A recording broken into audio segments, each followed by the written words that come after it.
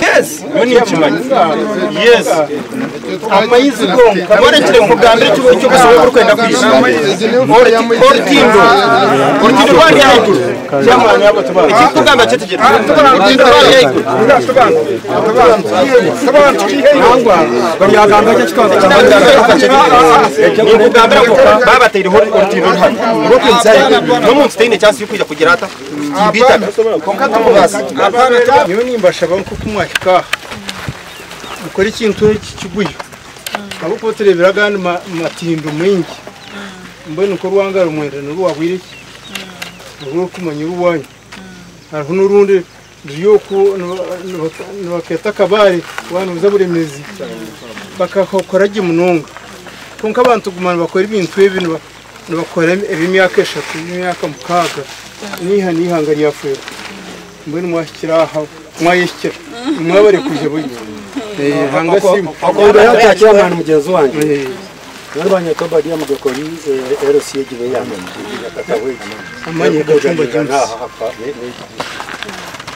hato akagaria kaka ortindo buru mugasogu no banya katawe gutaha nangwa nakatareka hihi naha himwarga nangwa na transport company naha nangwa ni waro naha n'amasomero naha nabandi basitamye mu maka ngwe n'urtindo kuri bartarho mu service yona tufuye nambwe nababanza abantu bareba abantu biho kwe bitoke batoku amatega rwo kugazoku ngeno akakagari ngo mutima gwitu ngo kwiha service ndabanza bangu mukigana natekena ni nyenda kongera ha cyogo reka mbaze peze tukaterwa muri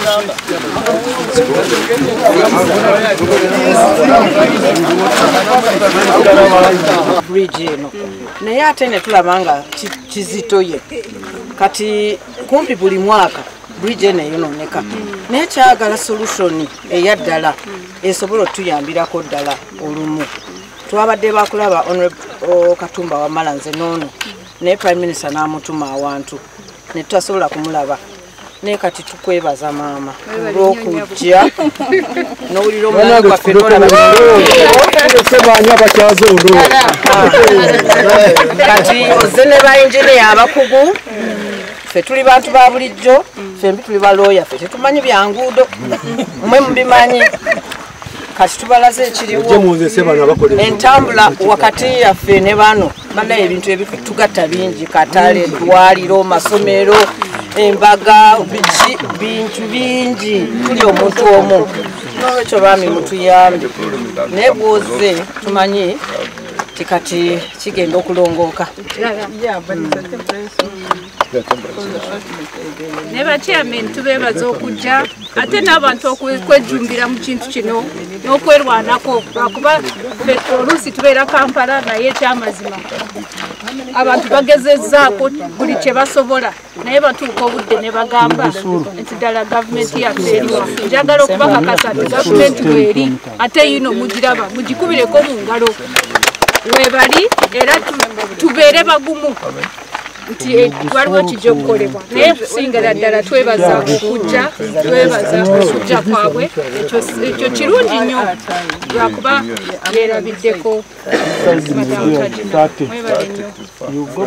okubeera waabwe ojja kuba nga bingira maybe point yabyo beyingira nga bigenda ku mazzi naye si ku luguudo so design bwe najja genda kuba design yenyini ejja kimalawo kyonna ekyo naye n'ekirala abantu balina okusomesebwa kubanga abantu baffe tebakitegeera bantu bo batunuulira ekyabeerangawo mu budde obw'abataata baabwe naye nga tebamanyi nti kati embeera yakyukamu ate amazzi gagenze gali ekkubo kati n'olwekyo kiri eriffe okubategeeza era twewaddeyo okwogera ku radio okwogera n'abantu ne ku mikolo okubategeeza naye nga twagala okwebaza biddi olw'okuwulira omulanga gwaffe najja yeerabira yeesitukira n'atuuka ku site era tumwebaza nnyo kuba kati embeera tejja kusigala nga yeemu kati obuvunaanyizibwa olutindo lwa district naye nga lwayonooneka dda waliwo ebifo 3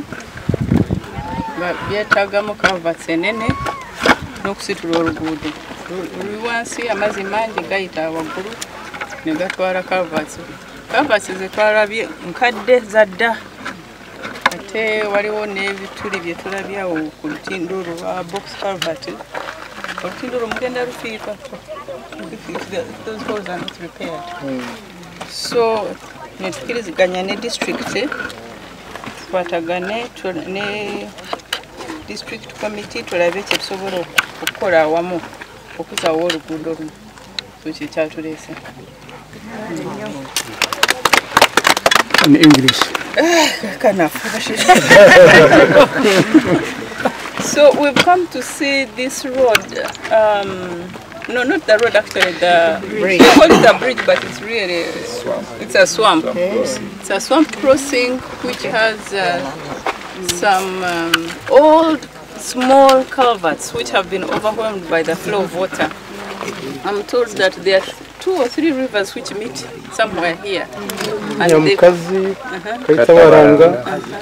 and Katonga. Chairman, there are 3. So they come and they choke here. They meet here, and they find the weak culverts. So they just push them away, and you can see that deep hole here. They've collapsed. So what we're going to do, together with the district, with the chairman, is to agree on how we are going to cooperate to restore this crossing. It's not very complicated, but it will cost. So I've asked Engineer Julius Tinker to give us a costing, and we'll do it in the shortest time possible. Before June we shall have restored. Thank you. Thank you so much. Thank you so much. Hopefully even because I think we can do this in April and finish it. Thank you. Okay. Ntuso okwebaza kwange honorable.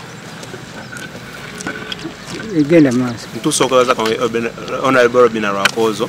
Kino kyatukoledde wana abantu wadde watawanya nnyo ngaffe abatambuze abaana b'essomero abava eri emitalo okujja eno ogenda okukola naffe abagendayo okukola wadde watusumbuwa akatindo kano okuva mu mwezi gw'11 tubadde tubonaabona nnyo kati tusomoka genda eno ngate ffe Gomba ne Sembabule kati kyalina nakatabo tuba tukolera wamu ngaffe abakozi b'emirimu naye kati tufunye essanyu ly'amaanyi nnyo twebaza Hon Rwakoojo kyatukoledde tumwebaliza ddala yebale nnyo yebalire ddala. No, after that you go like this to Mali. We want to go to Mali. We want to go to Mali. Because we're going to Mali. They are going now to Mali. Tulabe omugogo ne crossing ejo ye Katonga. Kubanga tulina program UNRA ze tuyita bottleneck improvement areas. And Katonga nayo eri mu program eyo naye engeri gyeyina amazzi amangi tubadde tulina ogiraba tulabe wetugiteekamu priorities. So twatambudde ne engineer Musinguzi Tinka, regional manager ow'ekitundu kino ajje akebere atubuulire kye tusobola okukola nga UNRA tulabe nti that swamp te overflowing netta abantu. So what we have agreed, Honorable Minister, tugenda ku designing a swamp eyo konka abamaani gamaizi agubaana bagamba kandi kintu kyakabiri kikwenda ng'olutindo oluroza haiguru munonga hati tugakwija n'amaani mingi gaterita kalyona lijarata ligenda hata murebo gw'umugongo na n'oguhono kwafunzire tugakwija hati zatera ndahari ezenya rivers emirundi ebiri riva na mukazi na Katonga hati zona zegate hati gareta amaani mingi so hati nikyenda kwimutsa then bakakakora kakaza haiguru shaje amaizi gagumene garaba nkahi nigaraba hanze konka ko gumano hitinga wita hati zibitera amaizi gabitera n'obutindo na buri kimwe cy'umushanga biri hati kirete kandi na naba benyina bakuraba haba crossing ha he n'abakwambutse abantu baza munyekiro batimbamu ahabo kuba